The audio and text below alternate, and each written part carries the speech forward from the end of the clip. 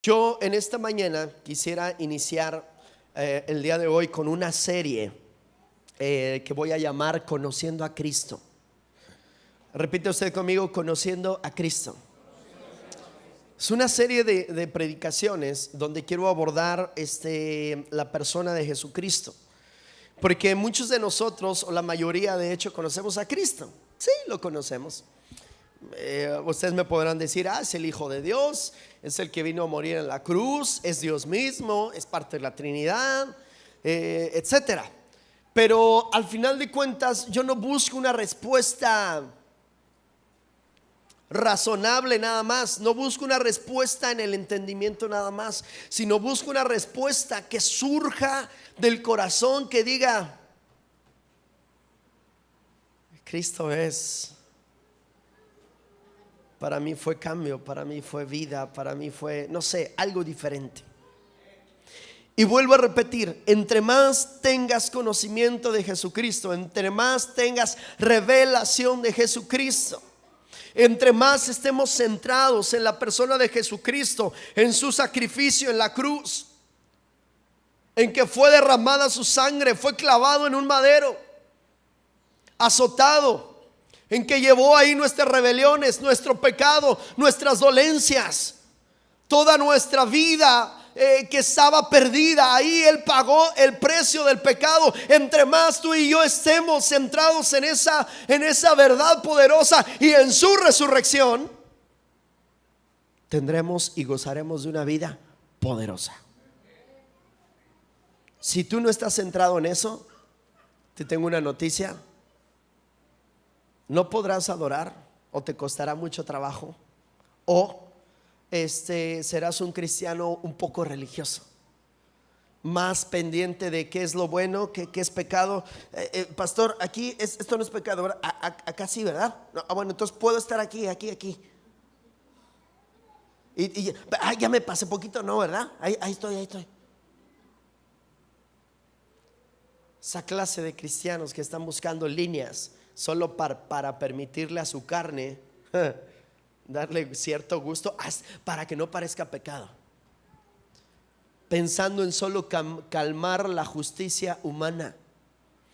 Pero nosotros queremos llevar por medio del Espíritu Santo y de su palabra al pueblo de Dios a que se arroje a los brazos de Cristo, se sumerja delante de su presencia, delante de su poder, y pueda abrazarle tanto que ya se olvida de que si es pecado o no es pecado. Porque dice la palabra de Dios: y conoceréis la verdad, y la verdad. Qué hermosa palabra. Y entonces entenderemos lo que dice Pablo: todo me es lícito, mas no todo me conviene. Y entonces no tendremos ningún inconveniente en dejar cualquier situación, cualquier hábito, cualquier cosa, si no nos conviene a nuestra vida, si no conviene a nuestra relación personal con Cristo. La iglesia de hoy en día necesita establecer y poner en el centro de la iglesia a Jesucristo. El Espíritu Santo inclusive mismo dijo, ¿verdad? La palabra, hablando Jesucristo: Él os recordará todo lo que les he enseñado. El Padre, cuando fue bautizado Jesucristo, habló y dijo: este es mi Hijo amado, en que tengo complacencia. Y Él es el mismo Dios, la Trinidad poderosa, Dios Padre, Dios Hijo y Dios Espíritu Santo es Dios mismo. Pero la persona de Jesucristo es muy importante en lo que concierne a todo lo que Él hizo. En esa está basada nuestra fe, en esa está basada nuestra vida, en eso está basado nuestro servicio, en ello está sustentada, fundamentada la iglesia. No hay amenes. ¿O si hay amenes? Dígame amén. ¿Sí lo cree o no lo cree? Entonces, si usted, sí, Cristo, de esa manera va a ser su alabanza y su adoración. No. Yo lo quiero llevar en esta mañana y quiero iniciar esta serie porque hay varias predicaciones, varias palabras, porciones de la Escritura que quiero compartir contigo. No sé cuánto tiempo nos lleve, no me refiero ahorita. Es decir, cuántas series de predicaciones. Pero mi deseo, el deseo del corazón de Dios, el deseo del Espíritu Santo es que conozcas a profundidad a Cristo. Porque ese fue el deseo del Padre. Amén. Ese fue el deseo del Padre. Acompáñenme por favor, Colosenses capítulo 1. Colosenses capítulo 1. Esta epístola o carta que Pablo escribe a los colosenses, la epístola, versículo 15, por favor. Los que estén ahí conmigo, exacto, digan aquí estoy, amén. Eso. Esperamos un poquito. Bueno, dice la palabra de Dios, leo para usted. Él es la imagen del Dios invisible, el primogénito de toda la creación, porque en Él fueron creadas todas las cosas, las que hay en los cielos y las que hay en la tierra, visibles e invisibles, sean tronos, sean dominios, sean principados, sean potestades. Todo fue creado por medio de Él y para Él. Y Él es antes de todas las cosas, y todas las cosas en Él subsisten. Y Él es la cabeza del cuerpo, que es la iglesia, el que es el principio, el primogénito de entre los muertos, para que en todo tenga la preeminencia, por cuanto agradó al Padre que en Él habitase toda plenitud, y por medio de Él reconciliar consigo todas las cosas, así las que están en la tierra como las que están en los cielos, haciendo la paz mediante la sangre de su cruz. Hasta ahí está el pasaje que queremos compartir. Obviamente inclusive un poquito más dice: y a vosotros también, que erais en otro tiempo extraños y enemigos en vuestra mente, haciendo malas obras, ahora os ha reconciliado en su cuerpo de carne por medio de la muerte, para presentaros santos y sin mancha e irreprensibles delante de Él.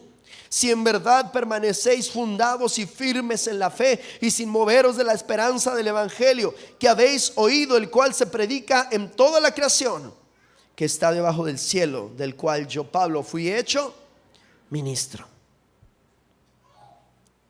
Cuando estábamos cantando, no hay lugar más alto, y estábamos adorando a Dios con todo nuestro corazón, y estábamos cantando cuán grande es Dios también, venía a mi mente, y creo que lo dije en el micrófono: contempla la belleza de Dios, mira, obsérvalo, velo.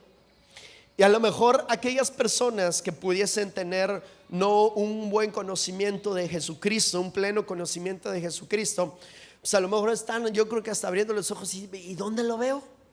¿Ah? ¿Y a qué belleza se refiere? ¿A qué grandeza? ¿Ah? Y es ahí donde cobra fuerza la importancia de que tú conozcas a Cristo. Que cuando estás en esa intimidad, que cuando estás cantándole, que cuando estás muy cerca de Él, estás contemplando su rostro, estás contemplando su belleza, su preeminencia, su grandeza. Él es la imagen del Dios invisible, el primogénito. Todo lo que dice la Escritura, en Él subsisten todas las cosas. Todo fue creado por medio de Él y para Él.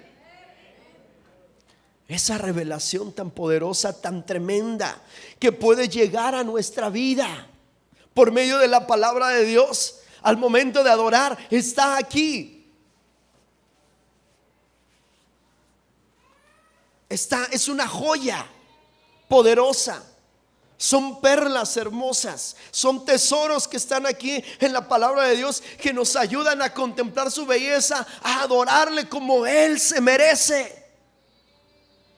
No como tú crees que es importante, no como usted y yo creemos que es necesario. ¿Será necesario solo un canto? ¿Será necesario solo 2 cantos? Hermanos, ¿será necesario 3 o 4 de alabanza y 3 de adoración o 2 de adoración? ¿Cuánto, hermano? ¿Media hora, 15 minutos, 20 minutos, 1 hora? ¿Cuánto es necesario adorarle a Él? Justamente cuando tú tienes la palabra de Dios y sabes quién es Él, el tiempo y la cantidad pasan a segundo término, sino el encontrarte con Él, con su grandeza, con su belleza, con su poder, con todo lo que el Padre, con todo lo que el Espíritu dice acerca de Él, con lo que Él dice del Padre, con lo que Él dice del Espíritu Santo.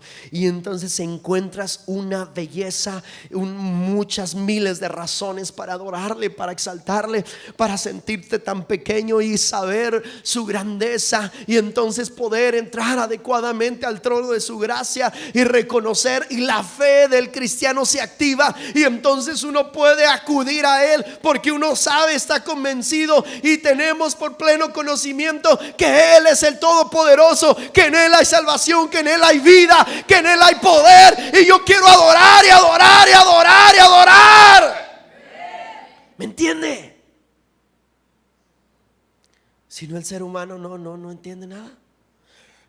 Ha habido gente que viene a la iglesia, y algunos hasta cristianos, algunos no, y dicen: ¿por qué cantamos tanto? Y yo: ay, mis vidas.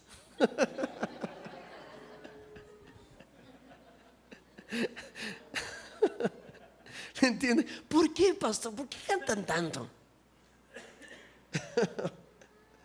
¿Por qué tanto, pues?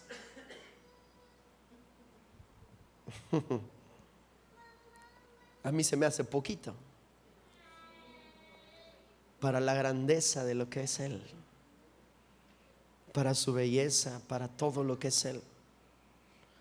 Yo quisiera, no sé, eso es lo que pienso, me imagino, es un pensamiento mío, no está en la Biblia ni mucho menos, da un deseo. Pero imagínese usted adorando a Dios y ser consumidos, metidos en su belleza, en su grandeza. Que su luz abrace a la persona completamente. No sé si logro compartir la imagen. ¡Wow! Y que usted, wow, pueda ver la gloria de Dios y pueda caer al piso llorando, diciéndole a Dios: Señor, soy pecador, impuro, soy sucio, estoy mal, pero eso lo puedo ver a causa de tu belleza, a causa de tu grandeza, a causa de esa gloria, de esa luz tan poderosa. Esas son experiencias profundas, hermosas. Pero si nos preguntamos: ¿por qué cantamos tanto? ¿Y por qué pastor repite un canto una y otra y otra? Ay, va el pastor otra vez.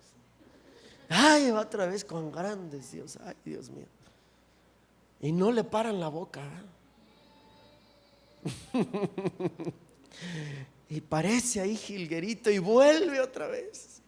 Y luego el hermano de la batería le vuelve a pegar, y cuando parece que ya bajó, vuelve con sus tambores, ta, ta, ta, ta, ta, ta, ta, ta, ta, pa.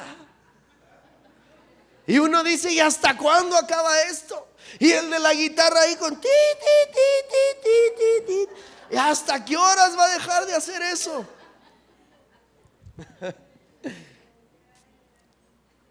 Por la eternidad. Sí.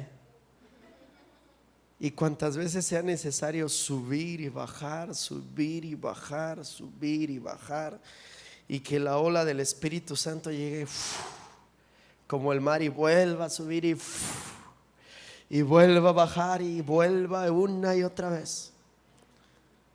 Y ya consumí 25 minutos y no he entrado al sermón, mira nomás. Solo para explicar qué es lo que tratamos y qué es lo que deseamos hacer, ¿me entiende? Ser llenos de su presencia y de su gloria. Siempre venga con esa expectativa. No, usted no y yo no venimos a hacer un ritual aquí, y venimos y entramos y nos sentamos y ya sabemos, ¿no? 2, 3 cantos, ya va a terminar. Y ya lo que sigue, la predicación, así, amén, gloria a Dios, ay, ya cumplí, ya fui a la iglesia. Gracias a Dios, soy buen cristiano. Conozco a Cristo. No, Usted y yo no conocemos nada, absolutamente nada. ¿Me entiende? Y quiero iniciar esta serie justamente por eso, porque en esa medida nuestros corazones van a ser confrontados a la verdad de Dios. Dios nos ha estado hablando de muchas cosas importantes, pero Dios en esta semana me recordaba y me decía: recuérdales quién soy. ¿Quién soy yo? Si toda la humanidad supiera y le fuera revelado quién es Jesús, no, hombre, no estaríamos como estamos. Todo el mundo estaría pendiente de Dios, buscando a Dios, adorando a Jesucristo, y esto sería maravilloso. ¿Va a ocurrir? Sí, sí va a ocurrir. No en este tiempo, quizá en el venidero, Dios dirá. Pero entonces este versículo 15 al 20, que es lo que vamos a estudiar más o menos, según los estudiosos pueden decir que es un himno. Es un himno que proclama la grandeza de Cristo. Pero déjeme decirle, porque dentro de estos versículos abordan tres factores o tres puntos importantes que usted tiene que anotar, usted tiene que estudiar, usted tiene que meditar en esa perspectiva. Es un himno que proclama la grandeza de Cristo en su relación con Dios, es decir, en sí mismo, diga en sí mismo. Lo que Cristo es en Dios, es decir, lo que Cristo es en sí mismo, punto número 1. Punto número 2, lo que Cristo es en relación a la creación. Y lo que Cristo es en especial con la iglesia. ¿Sí? Entonces dijimos, número 1, ¿cuál fue? En sí mismo. Número 2, en relación a la creación. Y número 3, en relación a la iglesia. Eso es lo que este pasaje tan hermoso, tan glorioso, nos ubica. Nos empieza a revelar quién es Jesucristo.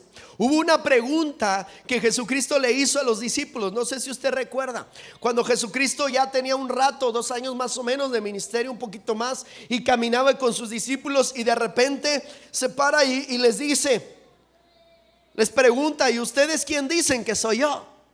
Es una pregunta muy interesante, muy importante. Ahorita no nos vamos a meter, va a ser una parte que estudiaremos en otro sermón.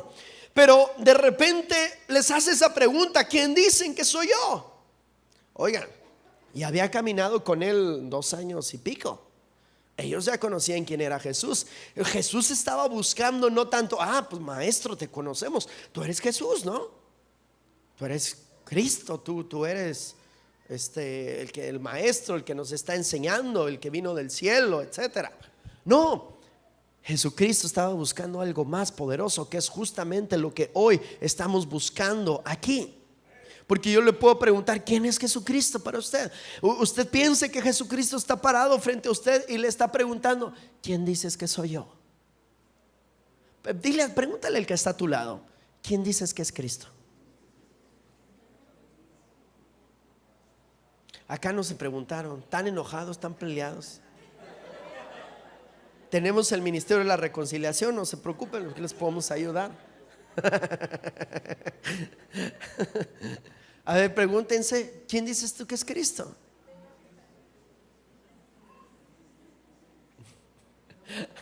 Ahora sí voltearon, otros sí de plano. Hermano, bueno, porque dependiendo de nuestras acciones, dependiendo de nuestra alabanza y nuestra adoración, decimos quién es Cristo. ¿Me entiende? Dependiendo.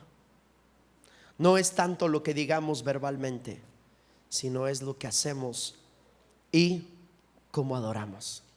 De esa manera decimos quién es Cristo.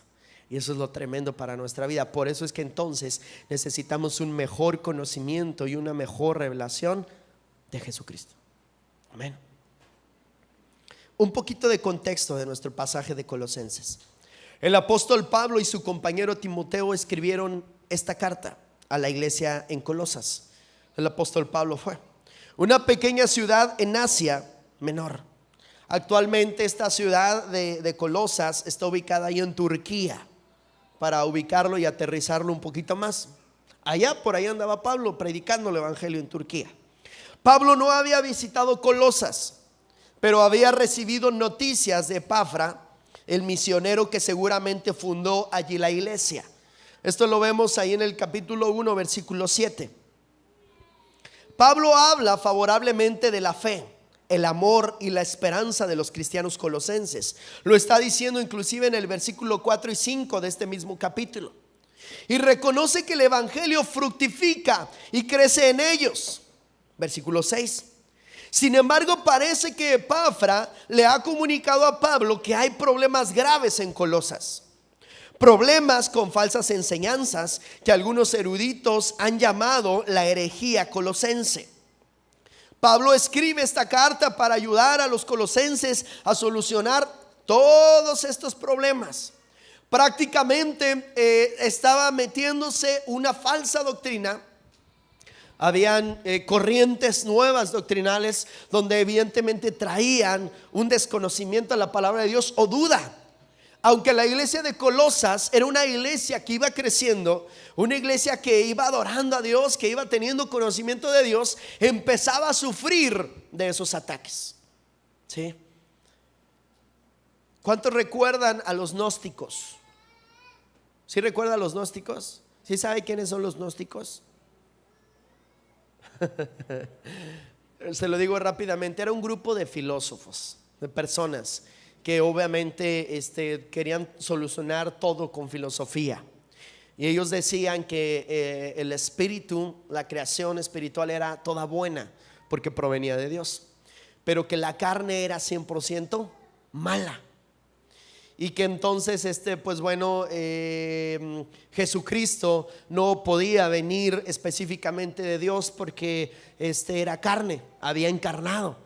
Y que si la carne era mala, pues no podía venir de Dios, porque Dios era espíritu. Entonces traían ahí una serie de rollos y justamente ellos atacaban la divinidad de ¿quién cree usted? De Jesucristo, ¿sí?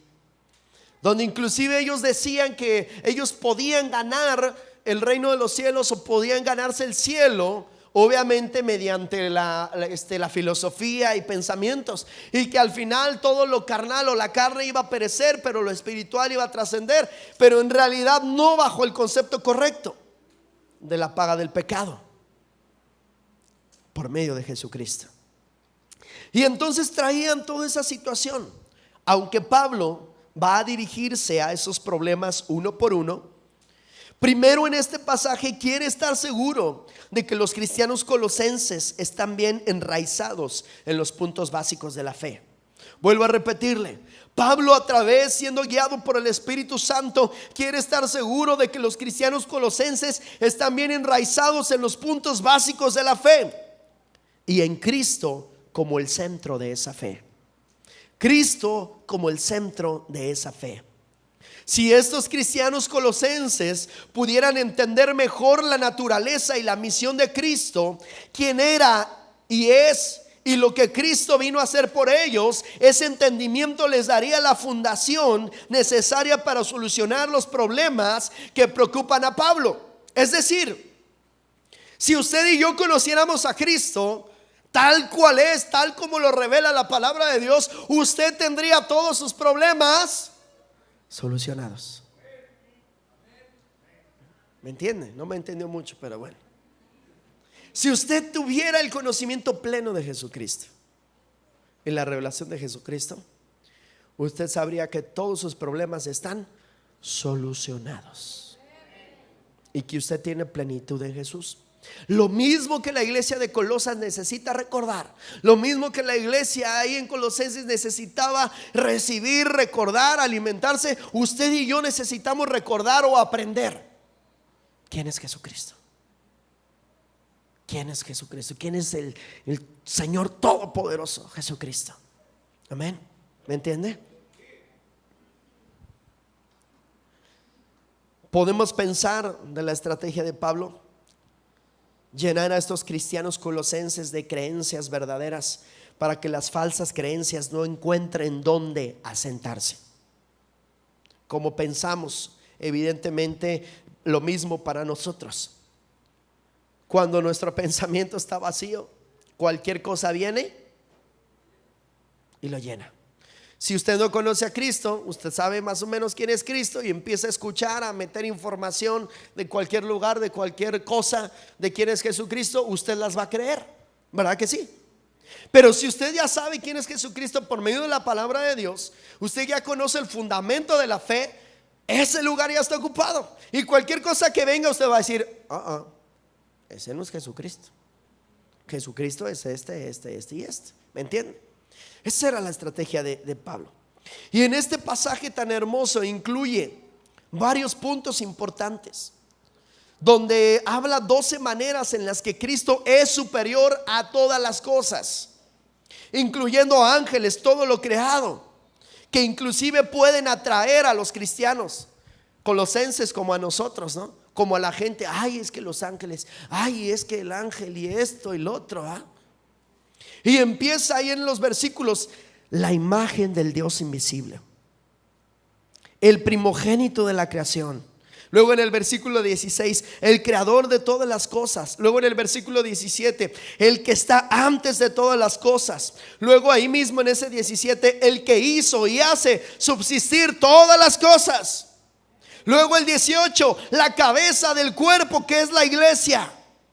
El principio, el primogénito de los muertos, el primado, el que agrada al Padre, porque en él habita toda plenitud, por medio de quien Dios eligió reconciliar todas las cosas, el que reconcilió todas las cosas con la sangre de su cruz. Wow, este pasaje es uno de los pasajes más fuertes y hermosos y poderosos de quién es Jesucristo. Amén. Y evidentemente cada uno de nosotros tenemos que recordar cada parte, cada porción, por medio de este cántico.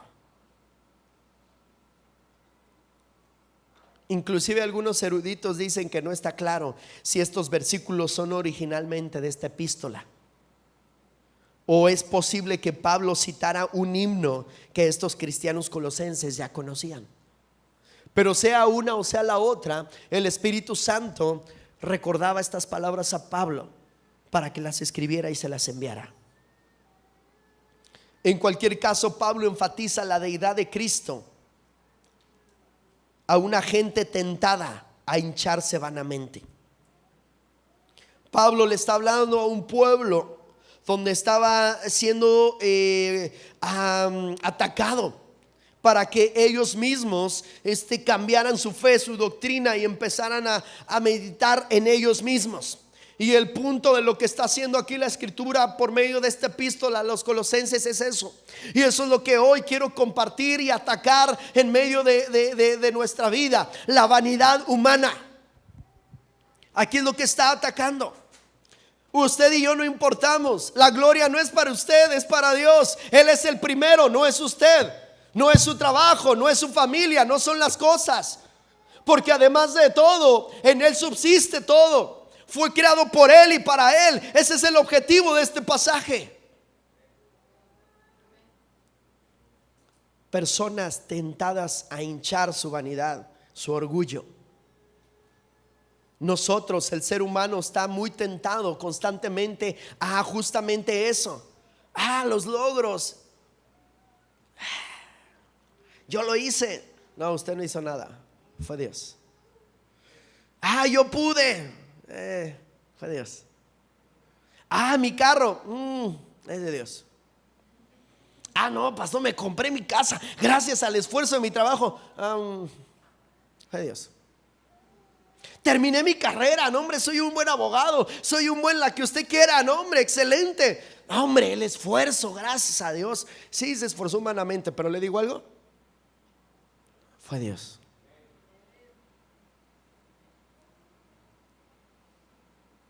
Los gnósticos ayudaban mucho a hinchar la vanidad del ser humano. Esa ha sido la estrategia de Satanás por los siglos: hinchar el orgullo humano. Hincharlo para que el ser humano se vuelva Dios, y lo que él hace se vuelva Dios, y lo que él tiene se vuelva Dios. Y entonces quitar quitarlo de la atención de lo que la Escritura dice, del verdadero Dios todopoderoso, el que verdaderamente lo hizo.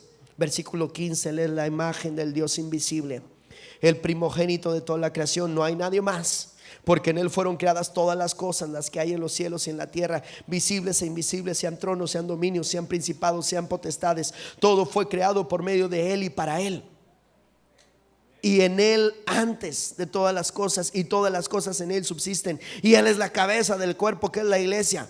Él, el que es el principio, el primogénito de entre los muertos, para que en todo tenga la preeminencia. Para que en todo tenga la preeminencia, por cuanto agradó al Padre que en Él habitase toda la plenitud, y por medio de Él reconciliar consigo todas las cosas, así las que están en la tierra como las que están en los cielos, haciendo la paz mediante la sangre de su cruz. Todo es por medio de Jesucristo. Cristo el centro, Cristo el centro de nuestro fundamento, Cristo el centro de nuestra existencia, Cristo el centro de nuestra salvación, Cristo el centro de nuestra adoración. Cristo, Cristo, Cristo, Cristo. Siendo dirigidos por su Espíritu Santo, siendo dirigidos, planeado por el Padre, pero Cristo. ¿Me entiende? Este jueves estábamos estudiando, no recuerdo qué capítulo fue de Apocalipsis, 16, 15, 14, ya no recuerdo por dónde andamos, 15. Y justamente concluíamos con esa parte, que en esa porción de la palabra de Dios entonaban los cánticos en el final de los tiempos, la iglesia. Y cuando ellos alababan a Dios, no había ninguna declaración de un logro humano, sino solamente era exaltación al Rey de Reyes y Señor de Señores. A lo que lo quiero llevar es a la dependencia de Cristo, a la dependencia del Dios Todopoderoso. Si es cierto, Dios le ha dado habilidades a usted. Dios subió a lo más alto, descendió a lo más profundo, llevó cautiva la cautividad y dio dones a los hombres. Sí, pero ¿quién fue el que los dio? Él, Cristo. No hay nada de lo que usted y yo nos podamos jactar, absolutamente nada. Es de Él. Y cuanto más usted aprenda a depender de Él, a confiar en Él, a vivir en Él, a darle la gloria a Él, usted le conocerá más y será más bendecido.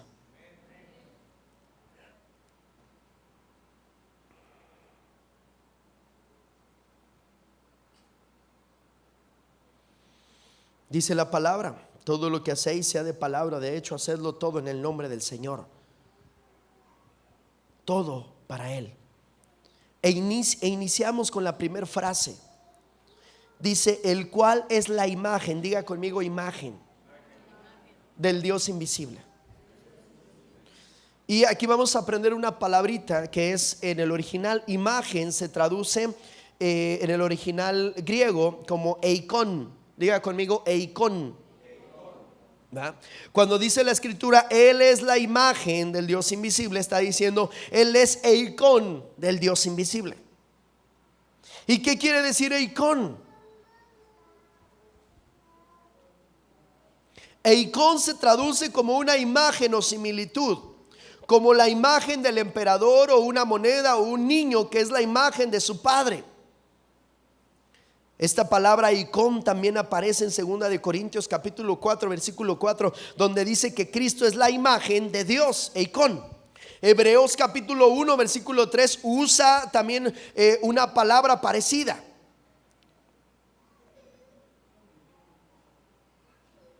Y hay una buena razón por la que Dios es invisible. Cuando Moisés pidió ver la gloria de Dios, Dios le dijo: no podrás ver mi rostro, porque no me verá hombre y vivirá. Esto lo dice en Éxodo capítulo 33 versículo 20. Ver a Dios sería como tocar una línea de alto voltaje. No estamos diseñados para sobrevivir a ese impacto. Usted y yo no podemos ver el rostro de Dios en estas condiciones. Usted y yo veremos el rostro de Dios cuando estemos glorificados. Si ahorita en este momento usted y yo viéramos el rostro de Dios, ¿sabe qué pasaría? Caería muerto. Pero fíjese Dios qué tan hermoso es, qué tan poderoso. aunque Moisés se lo pedía, ¿va? Déjame verte. Dios envió a su Hijo Jesucristo y establece la escritura. ¿Quieres conocerme? ¿Cuántos quieren conocer a Dios? Cristo es la imagen de Dios. Cristo es el icón de Dios. Cristo. Es una representación, pero no solo una representación, es todo lo que comprende a Dios.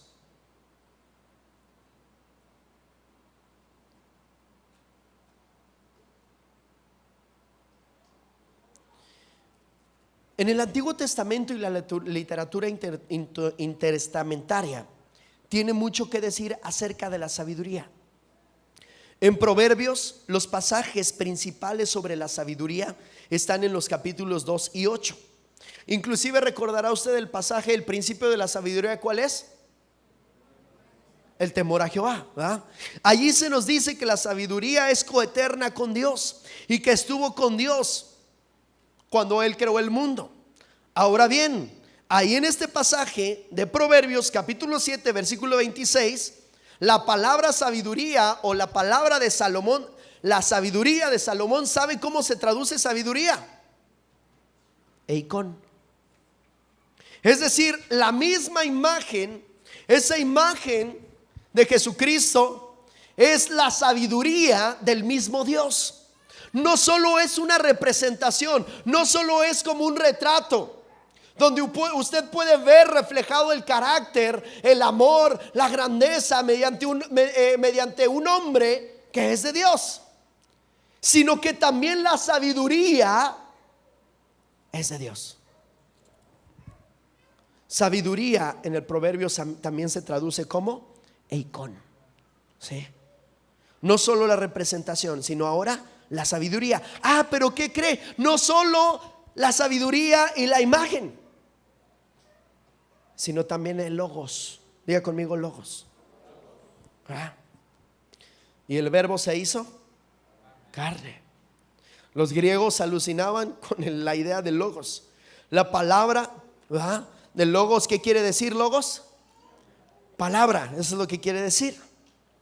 Era el logos el que había creado el mundo, el que había puesto sentido en el universo, el que mantenía las estrellas en su curso, el que hacía que este fuera un mundo racional, lógico, y el que dotaba al ser humano de una mente racional. Logos. Con la palabra de Dios fue creado. Dios dijo: hágase la luz. ¿Y qué ocurrió? La luz fue hecha. Es decir, ¿cómo se hizo la creación? Diga conmigo: con la palabra de Dios, con la voz de Dios, con el logos. Dios dijo: sepárense los abismos, de la oscuridad y todo esto. ¿Y qué ocurrió? Se separaron. Dios dijo: produzca la tierra hierba verde, fértil. ¿Y qué ocurrió? ¿Qué le dijo al mar? Produzca al mar todo ser viviente. ¿Y qué ocurrió? Produjo. ¿Me entiende? Con el logos, con la palabra de Dios. Y le tengo una noticia. Precisamente esta palabra eikón fue la que usó una y otra vez Filón de Alejandría, refiriéndose al logo de Dios. Él llama al logos invisible y divino, que solo la mente puede percibir, la imagen e icón de Dios. Es como si Pablo les dijera a los griegos: los últimos 600 años habéis estado soñando y pensando y escribiendo acerca de la razón de la mente, la palabra, el logos de Dios, y a ese lo llamamos eikón de Dios.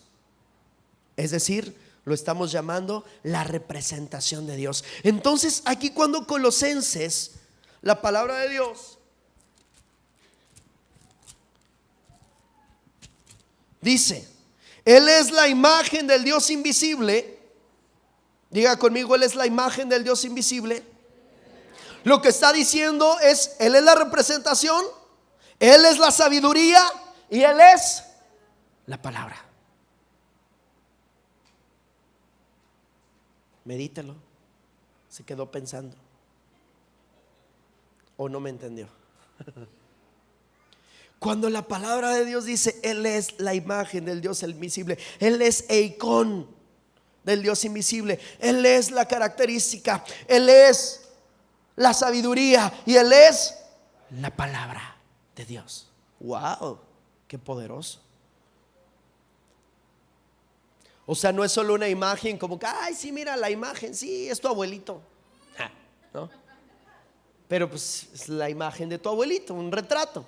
Pero pues un retrato solo son características, ¿verdad? Pero aquí no. Cuando la Escritura habla acerca de esta imagen, se refiere a la sabiduría, a la palabra y a las características. Qué poderoso. No solo eso.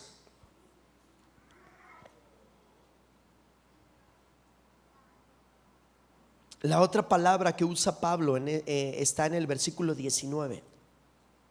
Dice que Jesús es el pleroma. Acompáñenme al versículo 19, que dice ahí: por cuanto agradó al Padre que en Él habitase toda la plenitud. En Él habitase. Dios, aquí la palabra de Dios Pablo está utilizando esta palabra, el pleroma de Dios. Y pleroma quiere decir plenitud total. Esta es la palabra que se necesitaba para completar el cuadro. Jesús no es simplemente un boceto de Dios o un resumen, o no más que un retrato sin vida de Dios. En Él no falta nada. Él es la revelación completa de Dios y no necesitamos nada más. ¿Usted quiere conocer a Dios? Conozca a Jesucristo.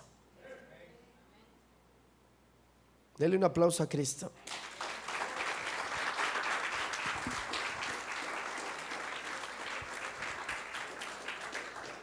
Grabes esa palabra. ¿Cuál dijimos? Eikon. Repita conmigo, Eikon. Exactamente. Diga conmigo: características, sabiduría, palabra. Wow. Eso aporta una belleza tremenda, porque ahora al ver por ejemplo las películas que sacan de Jesucristo, o al leer la palabra de Dios cuando Jesucristo caminaba en la tierra haciendo los milagros, obviamente estamos viendo a Dios. Qué dichosos aquellos que vieron sus ojos, aquellos que lo oyeron hablar, aquellos que se maravillaron con su sabiduría. Era Dios mismo, ¿me entiende? Era tremendo y poderoso. Dios mismo en acción con la mujer que estaban a punto de matar a pedradas, que Él entra a escena y les dice a los demás: el que esté libre de pecado, arroje la primera piedra, ¿no? Y ve a la mujer a los ojos. Imagínate lo que siente esa mujer. Qué impresionante. Le iba a decir, me hubiera gustado ser la mujer. Bueno, no tanto, ¿eh?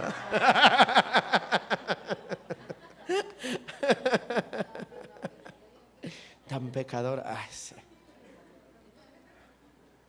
Como si estemos libres de pecado, ¿eh? No, eso fuera para que se riera. Fue para que se riera. Y entonces ver ahí a Dios, y que esta mujer viera a Dios y le dijera: mujer, levántate, no peques más. Wow. Tremendo. Por eso cuando usted está adorando a Cristo, está adorando a Dios. Cuando hablamos de Cristo, estamos hablando de Dios, de su grandeza. Eso es lo que tenemos que recordar cuando adoramos.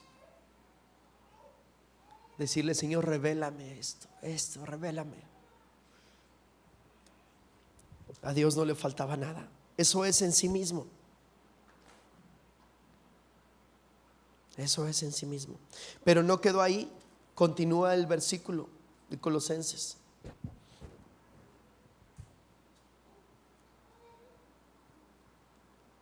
Híjole, llevo el primer versículo. No se preocupe. Porque en él fueron creadas, ¿qué dice? Todas las cosas, las que hay en los cielos y las que hay en la tierra, visibles e invisibles, sean tronos, sean principados, sean potestades. Esto fue creado por medio de él y para él. Todo. Dice, él es el primogénito de toda criatura. En ese mismo versículo, el 15 que me faltaba, el primogénito de toda creación. En la ley judía y su práctica, el primogénito recibía un puesto especial. La idea de primogénito no solamente quiere decir el primero, es decir, es que es mi primogénito, nació primero y después nació el otro y bueno, todos son iguales. No. En la ley judía y en su práctica, el primogénito recibía un puesto especial. Dios dijo, mío es todo el primogénito. Lo dijo ahí en Números capítulo 3 versículo 13, incluyendo al primer hijo nacido humano. Lo dijo ahí en capítulo 13 versículo 2 de Éxodo. Los machos serán para Jehová. El primogénito de las vacas, las ovejas y las cabras debía ser sacrificado a Dios. El primer nacido de otros animales impuros, debían ser redimidos por medio del sacrificio de un cordero. Eso lo vemos en Éxodo 34:30. Hijos primogénitos también debían ser redimidos. El hijo primogénito debía recibir doble porción de la herencia, hablando ya en cuanto a los seres humanos. Deuteronomio 21:17. Por eso encontramos a Esaú, el primogénito de Isaac. Debía haber recibido la herencia, pero su hermano Jacob le convenció para que se la vendiera a cambio de un plato ahí de potaje o lentejas, ¿verdad que sí? Allí en Génesis 25:29. Esaú también debía haber recibido la bendición de su padre, pero Jacob engañó a su padre para que se la diera a él, ¿verdad? O más bien para que se la dieran a él en vez del otro. Ahí eso ocurre en Génesis 27. Entonces está claro que la costumbre y la ley judía otorgaban grandes privilegios sobre el primogénito. Es así que Jesús es el primer nacido de toda creación. Pablo no sugiere que Jesús fuera el primogénito dentro del orden establecido de la raza humana, porque Él es Dios. No quiere decir que Dios a Él lo haya creado, no está diciendo eso. Él es el alfa, Él es la omega, Él es el principio, Él es el fin. Jesucristo es Dios, amén. Pero es el primero, es el que ocupa el primer lugar. Él es el primogénito. En vez que Jesús era preeminente, regidor sobre todos los regidores, rey de todos los reyes, justamente ahí, como primer lugar. Y el ser humano, en vez de que esto sea así, transfiere, cambia esa primogenitura, ese lugar que le pertenece a Dios. Ni siquiera lo está pidiendo en su esencia, en lo que Jesús es hacia la creación. Jesús es el primero, es prácticamente una ley. Él es la imagen del Dios invisible, el primogénito de toda la creación. Desde antes que usted naciera y usted decidiera poner en primer lugar el trabajo, la familia o cualquier cosa, desde antes que usted estuviera en el mapa, Dios ya había establecido a Jesucristo como el primero de toda la creación. ¿Me entiende usted? Y el ser humanito viene y entonces cambia el papel y pone en primer lugar otras cosas que a Dios. Y qué terrible. Y nos creemos dioses, cuando la misma escritura, desde antes que usted existiera, Dios, Cristo, Jesucristo es el primero. Era el primero, porque así le plació al Padre. Es una verdad poderosa. Esto quiere decir que usted y yo tenemos que poner en primer lugar ¿a quién? A Cristo. Si usted no lo pone en primer lugar a Cristo, estamos fritos. Usted va en contra de la voluntad del Padre. Usted va en contra de la voluntad de Dios. Usted va en contra de cualquier cosa. ¿Me entiende?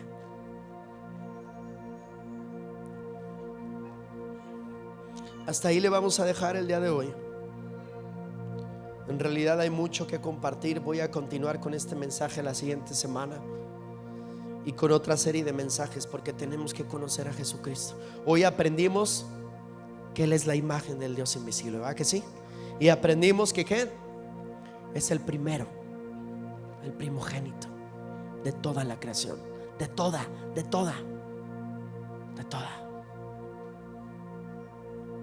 Todo lo que se llame creación, no importa, todo lo que está debajo de esta tierra, lo que está en el cielo, nada ocupa el lugar de Jesucristo.